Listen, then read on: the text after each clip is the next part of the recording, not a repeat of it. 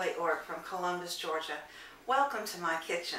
Today I'm going to make baked grits with garlic and cheese and chives and onion Philadelphia cream cheese. We're going to start with the chicken stock. We're going to take 4 cups of chicken stock. If you've got homemade, great. If you don't, you can just use the stuff that comes in a carton or a can. This is going to have to come to a boil, take a few minutes, and we're going to proceed when that comes to a boil. Even though I was born and raised in Columbus, Georgia, my parents were in the military and my father was stationed at Fort Benning. Neither one of my parents really liked grits that much. They liked them only for breakfast, and I was never served grits any other time of the day. But as I've gotten older, I realized that grits go with everything. Tomorrow's Easter and we're going to have ham. They go wonderfully with ham. Okay, our chicken broth is coming to a boil now, and I'm going to be adding the grits. Now these are quick grits, not to be confused with instant grits. There's a huge difference. Quick grits will cook in about 5 minutes, so you want to make sure you do get the correct type of grits.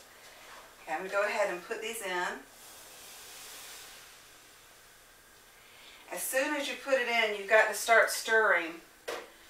You want to stir constantly because you don't want your grits to clump up on you. If they do, there's pretty much no way to get that out. So stir, stir, stir.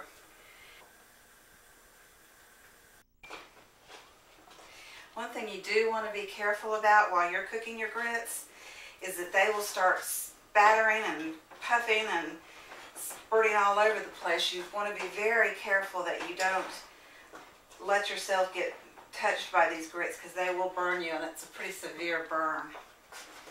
Okay, I've turned the flame down on my burner to about medium-low to finish cooking these. And at this point, I'm going to go ahead and add 1.5 cups of half and half cream. And again, I'm stirring, stirring, stirring as I add this.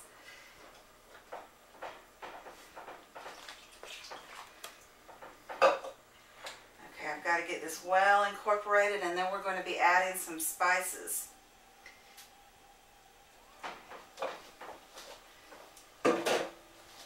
What I've got here is a tablespoon of garlic powder, a half of a teaspoon of black pepper,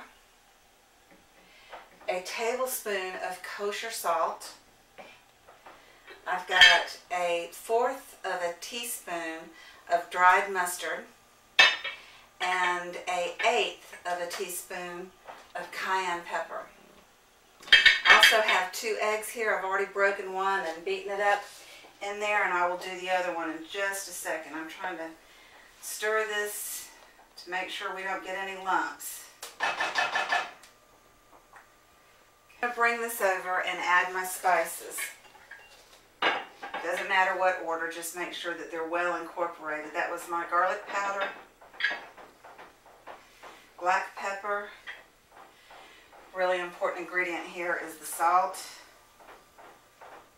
And if you're going to be using table salt, make sure you cut down on that amount because you don't want them to be too salty, and there is a big difference between kosher and table salt. Okay, got my dry mustard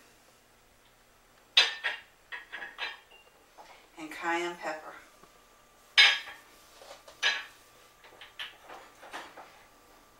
I'm stirring this well to make sure that all of those are well incorporated so that nobody gets a mouthful of cayenne pepper or black pepper or mustard as far as that goes, because all of those are kind of hot.